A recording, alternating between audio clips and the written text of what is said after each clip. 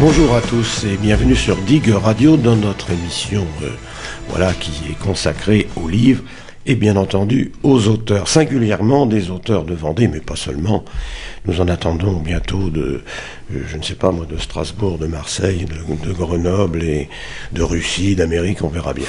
Pour l'instant, aujourd'hui, notre invité, c'est Jean-Yves Gaudry, qui nous vient de Luçon, la patrie du cardinal de Richelieu, quand il était en fonction, évêque in partibus, qui disait d'ailleurs que votre commune, Jean-Yves Gaudry, était l'évêché le plus crotté de France. Mais aujourd'hui, ça va mieux à Luçon, là. Bien sûr, oui, tout à fait. Il n'y a plus de boue, il n'y a plus rien du tout. Le niveau du parvis de la cathédrale est toujours à 8 mètres, mais bon, on fait avec. Alors, moi, je suis très ravi, notre radio, Digue Radio aussi, bien sûr, de vous recevoir aujourd'hui, parce que, en fait, c'est une petite inauguration, puisque nous allons parler de votre livre intitulé Casier, on va y revenir.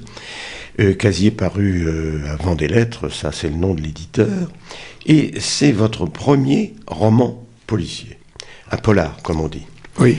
Alors justement, Jean-Yves Gaudry, dites-nous comment l'idée vous est venue d'écrire un polar, car vous n'êtes pas votre essai, vous avez écrit avant d'autres œuvres.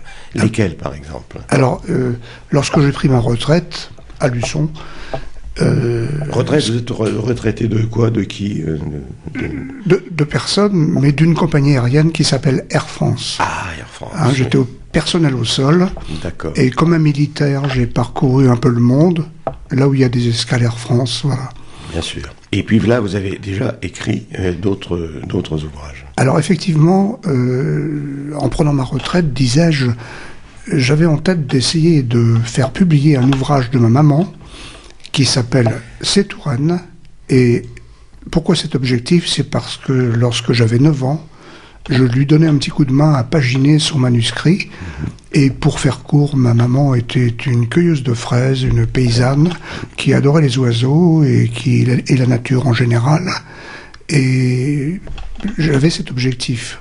Vous avez commencé à écrire à ce moment-là. J'ai mis en place une petite structure personnelle de manière à ne pas trop déranger ma famille, et j'ai proposé ce manuscrit ancien, écrit dans les années 50, à plusieurs éditeurs, dont le Petit Pavé. Petit Pavé m'a fait l'honneur de l'accepter. Quand je dis l'honneur, c'est que j'étais très fier pour ma mère, et c'est donc le premier livre qui est paru en 2015. Alors, il s'appelait comment? C'est important de savoir. C'est Touraine. C'est Touraine. C'est Touraine. Quelques critiques littéraires vendéennes connues, de qualité, ont tout de suite dit ce sont des brèves de village, et l'éditeur a traduit ça comme quelque chose qui méritait, je l'ai pris comme un grand compliment, de figurer dans ces registres parce que ça correspondait à sa ligne éditoriale, en l'occurrence des fonds de livres de terroir. Alors qu'est-ce que vous êtes venu faire, en Vendée, alors que vous êtes tourangeau, si j'ai bien compris, d'origine? Ah, là, c'est une longue histoire, la mienne, brillante avec mon grand-père. Mon grand-père maternel était de Saint-Denis-du-Perret, en Vendée. Comme beaucoup de gens, à cette époque-là, entre les deux guerres, il fallait qu'il travaille. Et il est allé poser des lignes téléphoniques dans les Dardanelles, par là. Très bien. Et il est tombé malade, et il s'est arrêté en Touraine au retour. Voilà, à partir de là, la famille s'est installée en Touraine, et ma maman est née là-bas, et moi aussi. Mais Carteron de Vendéen, les racines étaient là, et tous les ans, il nous amenait en vacances avec sa Rosalie, sa Monassis et tout, et il échangeait des bouteilles de rosé ou de gnôle contre des boucs, nos petites crevettes de la pointe de l'Aiguillon, voilà. Très bien. Voilà pour donc, voilà un petit peu votre CV, j'allais dire, et puis votre origine géographique. Alors donc un premier livre, très bien. Et puis qu'est-ce qui vous a pris d'écrire un roman policier? Comme ça. Je suis obligé de faire une toute petite parenthèse en même temps que j'avais présenté ce livre à Petit Pavé, C'est Touraine donc. L'idée m'avait pris de transmettre un message, et donc j'ai écrit en 3 ans une autobiographie. Gros risque, je ne vous dis pas ce que j'ai entendu, mais quels conseils j'ai reçus. Donc je me suis non pas dépêché, mais j'ai travaillé très scolairement. J'ai écrit cette autobiographie et puis elle était là. En moins de 3 ans, mais c'est un long travail, une bonne recherche, quelque chose que j'adorais faire. Et mon frère, qui habite toujours en Touraine, m'a dit « Jean-Yves, tu devrais présenter cette autobiographie, ton livre. Il y a un concours à la Nouvelle République, je viens de le découvrir ce matin, tu devrais l'envoyer. » Je lui ai dit très rapidement « Je ne m'appelle pas Napoléon, ni etc. Ça n'intéresse personne. » Et j'ai laissé de côté. Et puis, 2-3 mois après, j'ai quand même envoyé le manuscrit pour voir, sur les conseils de mon autre éditeur d'ailleurs. Et bingo, je suis sorti premier sur 300. Et donc j'ai gagné une édition à compte d'éditeur très important, au chapiteau du livre de Saint-Cyr-sur-Loire en 2015. Donc ça s'arrête là, dans la présentation livresque. En 2015, j'ai à la fois eu la chance d'être admis avec un manuscrit de ma mère au Petit Pavé, et j'ai gagné ce prix. La suite de l'histoire est extrêmement brève. J'étais avec ce prix dans la nacelle d'une montgolfière de paillettes, et c'est moi qui ai tiré sur la ficelle pour redescendre un peu sur terre, parce que je ne connaissais pas bien le milieu, et ce que l'on me proposait était intéressant, mais je ne connaissais pas. Donc j'ai stoppé un petit peu tout ça, et très rapidement après, j'ai retrouvé des contes pour enfants de ma mère, donc j'ai à nouveau présenté ça à la Geste Édition. Le titre s'appelle « Sous la fenêtre où j'écris ». Et l'histoire de ce bouquin est extrêmement brève, en ce sens que Geste Édition m'a dit « Mais monsieur Gaudry, ce que vous nous présentez, les contes pour enfants de madame Colette Gaudry, votre maman, à nouveau, on va dire, ça fait que la moitié des bouquins ». Donc j'ai pris un journal de l'hiver 63 que j'ai illustré avec les fins de pages blanches à la suite d'un journal, ce qui est classique, par des textes écrits dans les années 60-62. Oui, mais hein, et ces textes étaient écrits par des élèves, auteurs des provinces françaises, dont M. Maurice Genevoix était le président national. Et j'ai découvert que quand ma mère avait 41 ans, elle est décédée, elle me regarde, elle m'écoute, et moi, 18 ans, elle écrivait encore. Donc voilà, c'est un peu la fin de ces ouvrages. Voilà, on a suivi un peu votre parcours, j'allais dire littéraire, très bien, c'est Touraine, Sous la fenêtre où j'écris, Escale et autres pistes. Moi, je voudrais qu'on revienne, pardonnez-moi, au polar, c'est-à-dire la raison de notre rencontre. Avec grand plaisir. Cher Jean-Yves Gaudry. Alors, le polar, comment fait-on quand on a écrit plusieurs ouvrages, c'est votre cas, et que l'on passe dans un genre, une spécialité, entre guillemets, différente. Alors, le polar, ça se fait pas comme ça. À mon avis personnel, si vous permettez, contrairement à ce qu'on dit ou ce qu'on raconte, le roman policier, c'est un genre difficile, beaucoup plus que d'autres genres littéraires, que ce soit une biographie, une autobiographie ou un essai, ou ce que vous voulez. Le polar, c'est... D'abord, il y a beaucoup de concurrence. Alors, qu'est-ce qui a fait que Jean-Yves Gaudry s'est dit un beau jour, je vais écrire un roman policier? Réponse. Réponse brève. J'ai été sollicité. Quelque part, j'ai ressenti un peu titillé par un éditeur de qualité qui m'a dit « Vous ou tu devrais écrire un polar ». Oh, à partir de là, quand j'ai pris la décision de tenter de l'écrire, je me suis effectivement aperçu que le genre imposait un certain nombre de contraintes. Donc j'ai fait le geste, mais c'est un petit peu scolaire ce que je vais dire. En tout cas, vous y êtes mis, au travail. À l'ouvrage. Voilà. Je me suis mis à l'ouvrage. Donc j'ai su qu'il me fallait 3 ou 4 items très importants. Donc j'ai pris ces items importants comme une scène de crime, comme une enquête, comme des développements, comme des faits nouveaux. Et je les ai suivis scrupuleusement en prenant des conseils d'auteurs reconnus dans le polar et de conseils d'éditeurs. Bon, comment alors, faire voilà. je vous interromps, pardonnez-moi juste un instant. Alors, conseils d'éditeurs, oui, on connaît les conseils des éditeurs. Ce sont parfois des conseils intéressants, mais ils aboutissent toujours à une comment dirais-je, un but qui est celui, naturellement, de vendre le plus de livres. Certes. Et de le distribuer. Alors, laissons de côté les éditeurs pour l'instant, pour qui j'ai le plus grand respect, mais parlons des autres auteurs de polar qui vous ont peut-être inspiré ou incité à écrire le vôtre. Par exemple, moi, il y a quelques auteurs de polar français. Est-ce que vous connaissez des gens comme Fajardi, Picouli ou le dénommé, qui en fait, on devrait dire la dénommée, parce que c'est une dame, Fred Vargas, qui est très à la mode en ce moment. Est-ce que vous avez une petite idée de ces auteurs et ce qui vous ont inspiré? Un petit peu, mais j'avais dans mon... Oui. Quand je dis un petit peu, il faut rester modeste. D'abord, je lis régulièrement, mais je ne suis pas quelqu'un qui s'adonne à la lecture d'une manière maladive. Autrement dit, quand j'ai envie de prendre un bouquin, je le prends. Bon. Et je vais faire court aussi, là. Il est certain que quelquefois, ça peut... En une nuit, on peut dévorer quelque chose. Et puis, quelquefois, en plusieurs périodes, on peut... Alors, ça donnait la lecture. J'avais quelques relations dans le livre et dans le polar, très différentes, avec des ex-collègues ou des gens que je connaissais. Donc, une personne féminine qui réussit bien dans le roman policier, elle a une trentaine de livres à son actif, uniquement dans le policier, et le fils d'un ami, beaucoup plus jeune, qui peut avoir son nom, cette dame-là? Oui, je peux la citer, c'est Daniel Thierry. Bon. Et c'est une ex-relation professionnelle. Et le fils d'un collègue, qui lui s'est mis dans le polar trash un peu difficile, et dans les deux cas, j'ai lu ces livres-là, CCES, et pas tous pour Madame Thierry, qui en a plus d'une trentaine, près d'une trentaine, pardon. Et l'autre bouquin, je peux citer les deux autres, Brutal, ou par exemple, j'ai voulu voir ce que c'était.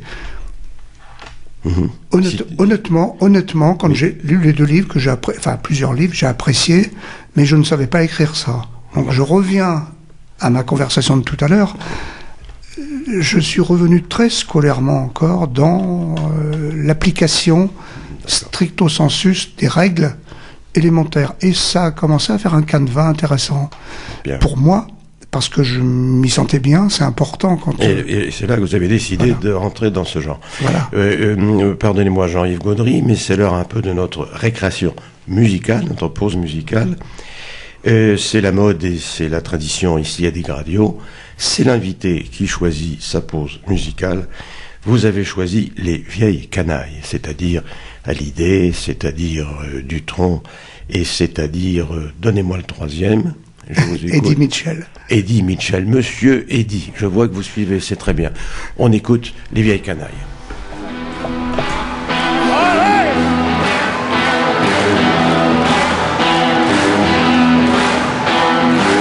Toute la musique que j'aime, elle vient de là, elle vient du blues. Les mots ne sont jamais les mêmes pour exprimer ce qu'est le blues. J'y mets mes joies, j'y mets mes peines, et tout ça, ça devient le blues. Je chante autant que je l'aime, et je le chanterai toujours. Il y a longtemps sur des guitares, les mains noires lui donnaient le jour pour chanter les peines et les espoirs, pour chanter Dieu et puis l'amour. Oui, la musique est vive, tant que vive. Le blues, ça veut dire que je t'aime et que j'ai mal à en crever. Je pleure mais je chante quand même. C'est ma prière pour te garder. Tu fais la musique que j'aime. Viens de là, viens du blues. Les mots ne sont jamais les mêmes pour exprimer ce qu'est le blues.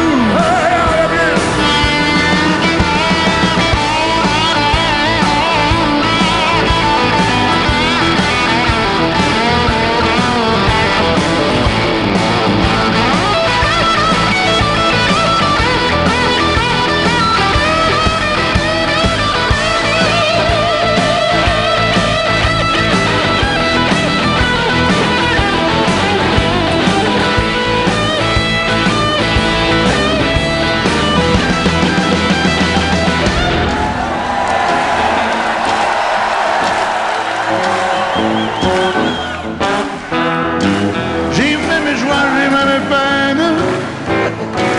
Et tout ça, ça devient le blues. Je le chante autant que je l'aime, et je le chanterai toujours. Il y a longtemps sur les guitares, des mains noires lui donnaient le jour pour chanter les peines et les espoirs, pour chanter Dieu et puis l'amour. Ça veut dire que je t'aime et que j'ai mal à en crever.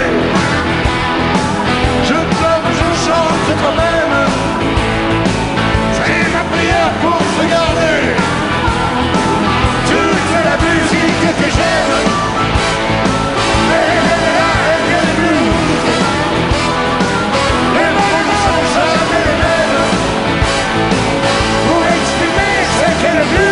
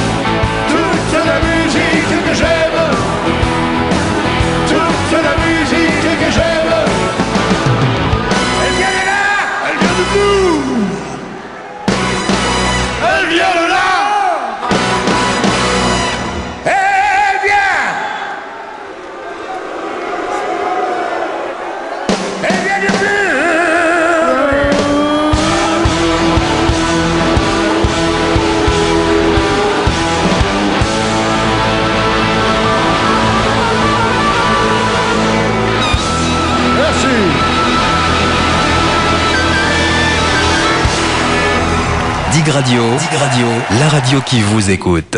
Voilà, c'était donc les vieilles canailles dans évidemment toute la musique que j'aime. Il s'agit du blues et c'est le choix de notre invité Jean-Yves Gaudry pour son livre, un roman policier casier, paru aux éditions Vendée Lettres. Jean-Yves Gaudry, nous étions en train de dire avant cette pause musicale comment vous êtes arrivé au polar. Alors, est-ce que par exemple les polars américains vous intéressent, vous plaisent, ou vous en avez lu ou pas, ou, Oui. ou si ça vous inspire ou dit quelque chose? Pas forcément actuellement, mais Non. bon, dans ma vie personnelle, j'ai été interne, potache, militaire, itinérant toute ma vie avec Air France et de par le monde dans des endroits extraordinaires et d'autres un peu plus ordinaires.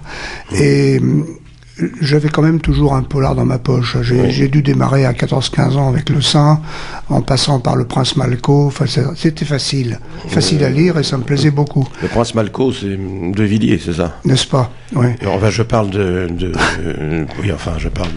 l'auteur de Villiers. Oui, de l'autre. Oui, l'autre auteur. L'autre auteur. Voilà, très bien. Ah oui, et puis Le Saint, vous me dites, oui, ça c'est oui. et ça c'est plutôt anglais, non, qu'américain. Tout à fait, absolument. Leslie Oui. Charteris, je me trompe pas. Oui. L'auteur. Ok. Enfin, on va parler de vous surtout. Jean-Yves Gaudry, votre polar s'intitule Casier. On est d'accord. C'est un titre un peu surréaliste. Alors, casier de quoi? Je crois qu'il s'agit d'un casier à homard. Donc nous sommes dans le milieu des pêcheurs. Absolument. Et puis votre polar se situe en Vendée, du côté Oui. de l'Aiguillon-sur-Mer, la Faute-sur-Mer, dans ce quartier-là. Et puis voilà deux pêcheurs, deux personnages du cru, si je puis dire, deux indigènes du sud Vendée, et qui découvrent dans ce casier un beau matin, ma foi, un cadavre. Oui, absolument. Alors qu'est-ce qui vous a inspiré une chose pareille? C'est affreux, non? Mais souvent, on entend quelques réflexions de gens un peu agacés Oui. en milieu marin, et qui disent on va te tremper, on va te mouiller, on va te traîner derrière. Oui. Donc, quelque part, ce sont des sanctions morales qui ne sont pas prises physiquement, mais qui peuvent exister. Et quelquefois, quand on relève des casiers, on y trouve des choses bizarres. Point. Oui, à partir de là, je me suis dit, pourquoi le cadavre ne serait-il pas là, hein?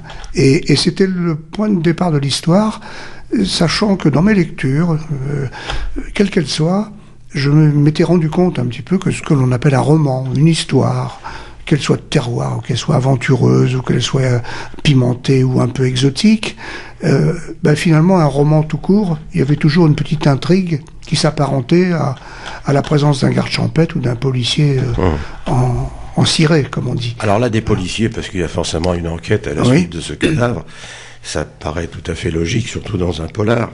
Alors là, si j'ai bonne mémoire, là les policiers en envoient parce que bon, alors, il y a les gendarmes, c'est normal, ce sont les gens du coin, si je puis dire, et il y a la police judiciaire qui nous arrive d'Angers, qui est la direction régionale de la PJ, puis aussi un autre policier. Ça fait beaucoup de police là pour un seul cadavre, non? Oui, effectivement. Alors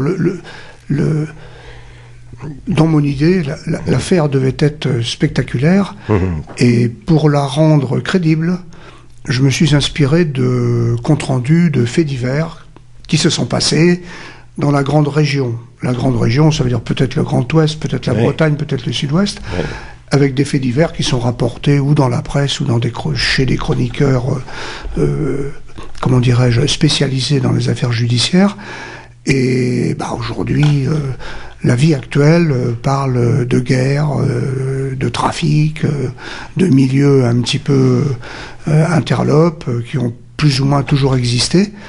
Et en m'inspirant de faits divers, habitué à rouler sur mes routes, après avoir été habitué à passer des frontières, je me suis rendu compte qu'il y avait beaucoup de contrôles. Et s'il y avait beaucoup de contrôles, c'est qu'il y avait quelquefois sans doute, beaucoup de raisons pour que ces contrôles aient lieu. Donc l'histoire a été, au départ, plus ou moins orientée vers ce secteur. Et les personnages, tout à fait classiquement, qui sont du cru, ne sont que des amis d'un personnage central, qui est donc la victime, et de son entourage. Son entourage est constitué de sa compagne, de son épouse, et de leurs amis, et là, du coup, les ramifications des amis amènent à une présence en Vendée, mais cette présence en Vendée est justifiée par le passé, en fait, de la victime et de ses relations. Oui. Donc, un passé assez trouble, disons-le, parce que il était dans le métier qu'on appelle la sécurité. C'est un petit peu barbouze, entre guillemets, c'est un petit peu interlope, moi qu'on puisse dire. Voilà. Et puis alors aussi dans votre polar, on retrouve tout de même quelques actualités. Il est question de drogue, il est question de diamants aussi. Ça fait beaucoup de choses, et de dames. Comment dire, légère, entre guillemets, etc., quoi. Mais c'est la loi du genre dans le roman policier. Alors, moi, ma question, est-ce que vous avez été inspiré, vos personnages notamment, est-ce que vous avez été inspiré par des personnages réellement existants? Alors là, je vais répondre... C'est l'imagination, tout simplement. C'est l'imagination, mais l'imagination est inévitablement marquée par... Vos souvenirs. Des souvenirs, et marquée par de nombreux auteurs qui se sont exprimés avant moi et qui s'exprimeront après moi, en disant que le mentir vrai, c'est pas de moi, existe toujours, et tout est faux, tout est vrai, mais tout est inspiré par ce que j'ai dans la tête. Donc, le cerveau d'un écrivain est inévitablement plein de cellules où, d'un seul coup, avec sa plume et son crayon ou le clavier de son ordinateur, la musique avance sur la portée, on écrit les notes, donc moi j'écris les mots, et quand je relis tout ça, je réponds oui à votre question. C'est inévitablement inspiré de faits réels ou écrits, sachant que dans la lecture d'un journal ou dans la lecture d'un magazine, on est systématiquement averti de choses qui peuvent intéresser les lecteurs de ce genre de écrits. Voilà, et j'en fais partie. Voilà, et dans le cadre géographique vendéen aussi, du sud Vendée en tout cas, puisque on est tout proche, je le disais, de La Faute-sur-Mer, l'Aiguillon-sur-Mer et tout ce coin. Pas très loin, pas très éloigné finalement de là où vous demeurez. Oui, tout à fait. Oui. C'est pas loin, pas très loin de Luçon, c'est ça Oui, que je veux oui, dire. oui. Très bien. On rappelle le titre de votre roman policier, Casier. Casier donc par Jean-Yves Gaudry, notre invité du moment. Un livre paru aux éditions Vent des Lettres. Merci de votre attention et puis on se retrouve sur Dig Radio pour un nouveau livre et un nouvel auteur très prochainement. Merci à vous. Merci.